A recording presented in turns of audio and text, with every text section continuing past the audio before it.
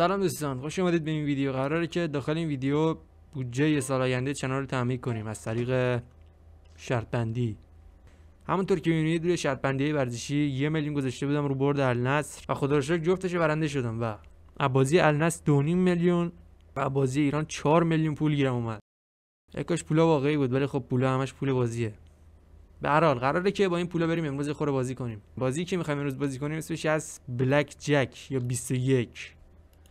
این بازی میتونید رو گوشی خودتون نصب کنید. اسمش از پوکریست. چند تا اسم دیگه هم داره، رولتیست، بلک جکتیست. هر کدومش که نصب کنید همه این بازی داخلش هست. بازی خیلی آسونیه.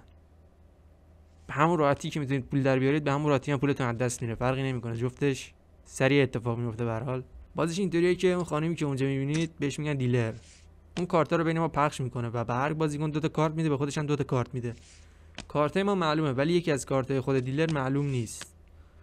واسه اینکه نمیدونم قانون بازی. به هر حال ما باید جمع کارتمون برسه به 21. اگه بیشتر از 21 باشه میبازیم و اگه 21 باشه یعنی دیگه خیلی خوش شانسی. یه لابی پربرکت پیدا کنم. اگه زبون بازی بذارید رو فارسی ایرانی‌ها میان ولی خب همون انگلیسی بهتره. چیوچانگ واسه همه یه قلیون میفرستم صفا کنن.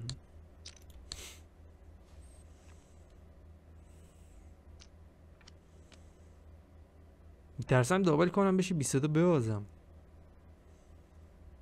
دابل میکنم. ریدم حاجی. اوه 5 میلیون از یه بازی برده. تگزاس اگه شما نکنم تگزاس پوکره. بدبخت شده الان فقط 1 میلیون و 250 چیز داره، پول داره. این عبدالله داره سلام میکنه. سلام. دابل میکنم هشتی 21. اگه اونی که 21 بیاره من پولمو همینی که پول گذاشتم همشو برمیگرده بهم. به این کاری که بغل دستیم کرد میگن اسپلیت.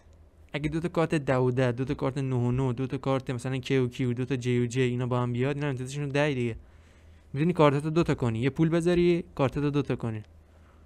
این بازی مگه پول میده بابا؟ گداه سازنده این بازی بدبختیه بابا. بسیش رفت. کوکاکولا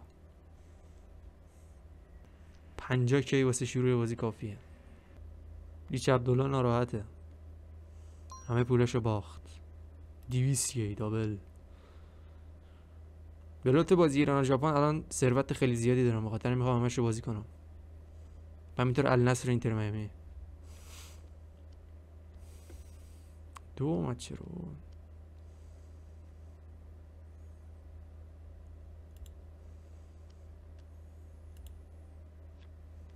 21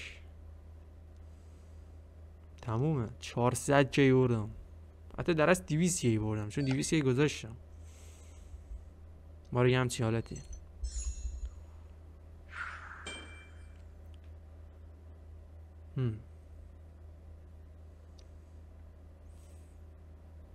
به نظرم واسه امروز بس 200 کی هم خیلی زیاده.